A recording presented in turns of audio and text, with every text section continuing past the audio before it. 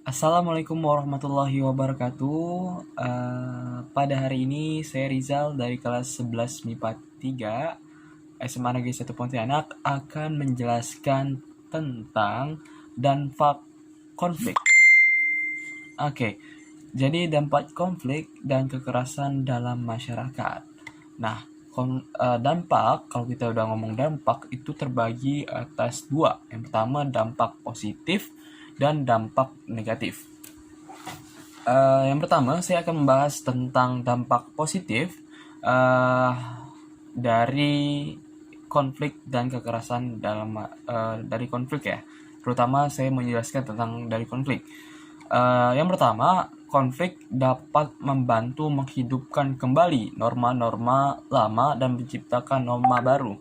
Nah, dari terjadinya konflik biasanya itu terjadi sebuah perselisihan di mana di pihak yang satu itu mengekang norma-norma lama, sedangkan yang satu yang lawan itu juga membenarkan norma lama, sehingga terjadinya perpaduan membentuk norma baru. Selanjutnya, selain dari itu, konflik juga memiliki dampak positif, yaitu untuk jalan untuk mengurangi ketergantungan antara individu dan kelompok. Nah, jadi biasanya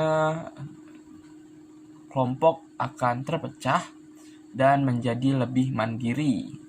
Tidak ada ketergantungan antar individu dan kelompok. Terus, konflik meningkatkan solidaritas sesama anggota kelompok yang sedang mengalami konflik dengan kelompok lain. Jadi, saat konflik, kita yang di dalam suatu kelompok akan saling menguatkan untuk memenangkan kelompoknya sendiri, sehingga membuat kelompok lain argumennya kalah. Kita saling menguatkan di antara sesama kelompok. Itulah dimana saya berani menyebutkan bahwa konflik itu juga memiliki dampak positif untuk meningkatkan solidaritas sesama anggota kelompok. Selanjutnya, konflik memunculkan sebuah kompromi baru apabila pihak yang berkonflik berada dalam kekuatan seimbang. Nah, jadi jikalau kekuatannya seimbang, itu akan memunculkan sebuah kompromi baru. Selanjutnya, konflik dapat memperjelas aspek-aspek kehidupan yang belum jelas atau masih belum tuntas ditelaah. Jadi ketika nenek moyang kita menentukan norma-norma sosial yang telah ada, ketika masih ada belum jelas terhadap norma itu, dengan hadirnya konflik, semakin jelaslah atau semakin terkuaklah aspek-aspek kehidupan yang belum jelas, dan itu akan dijelaskan saat konflik. Terus konflik juga memungkinkan ada penyesuaian kembali norma-norma, nilai-nilai, dan berhubungan sosial dalam kelompok bersangkutan dengan kebutuhan individu atau kelompok. Selanjutnya yaitu konflik dapat berfungsi sebagai sarana untuk mencapai keseimbangan antara kekuatan-kekuatan yang ada di dalam masyarakat. Nah, tadi adalah dampak positif dari konflik. Nah, bagaimana nih kalau dari dampak positif konflik? Itu aja tadi udah ada menyinggung sedikit tentang dampak negatifnya. Jadi, dampak negatif konflik itu lebih banyak daripada dampak positifnya.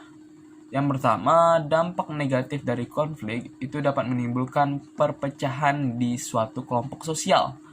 Itu udah pasti terjadi. Jadi, di kelompok sosial itu sulit bersatu karena biasanya terjadi konflik. Misalnya konflik agama di Maluku yang pernah memicu perpecahan di masyarakat. Untunglah konflik tersebut telah selesai dan rekonsiliasi dapat terjadi. Terus dampak negatif dari konflik lainnya adalah konflik sosial juga berakibat permusuhan dalam masyarakat. Nah, permusuhan ini biasanya sering kali terjadi untuk mempengaruhi kenyamanan dan kerukunan antara anggota kelompok. Sehingga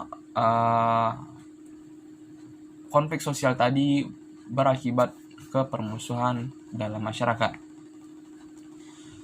Selanjutnya, selain itu, konflik juga biasanya selalu disertai dengan kekerasan.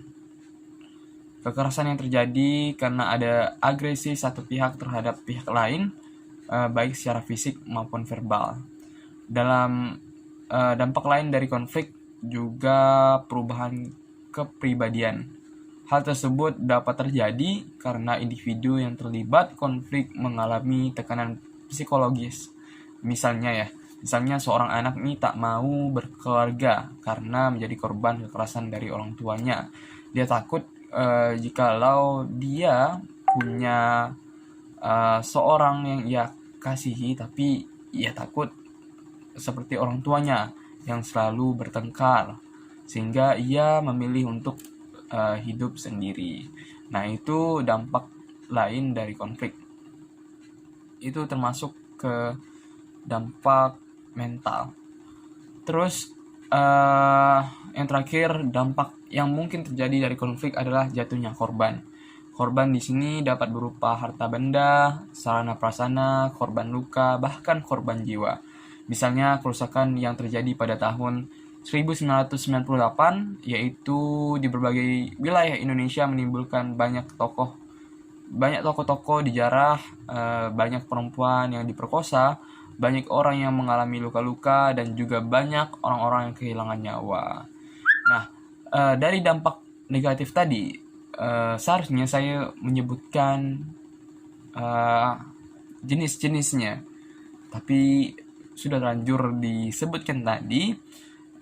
Saya hanya ingin menyampaikan kepada teman-teman bahwa yang tadi saya sebutkan itu terbagi, dampak negatifnya terbagi jadi 3. Yang pertama dampak sosial, dampak mental, dan dampak fisik.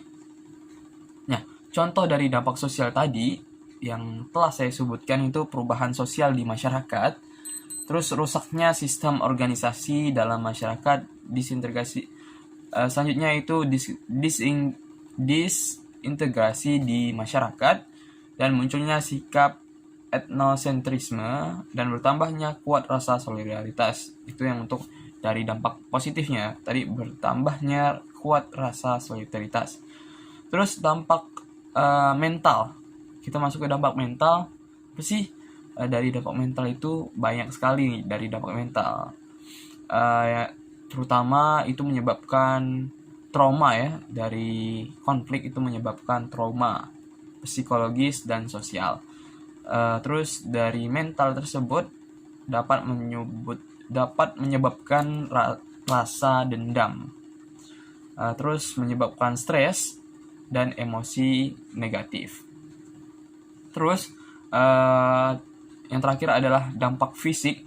Dampak fisik yang tadi melukai seseorang atau tumpahnya darah seseorang, itu adalah termasuk dampak fisik, dan menghilangkan nyawa seseorang itu juga termasuk ke dampak fisik.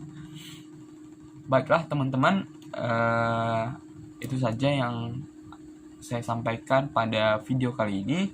Semoga video kali ini dapat bermanfaat untuk teman-teman. Saya harap teman-teman jauhi dari konflik, karena konflik itu lebih banyak dampak negatifnya daripada dampak positif. Sekian, terima kasih. Saya Rizal pamit undur diri. Wassalamualaikum warahmatullahi wabarakatuh.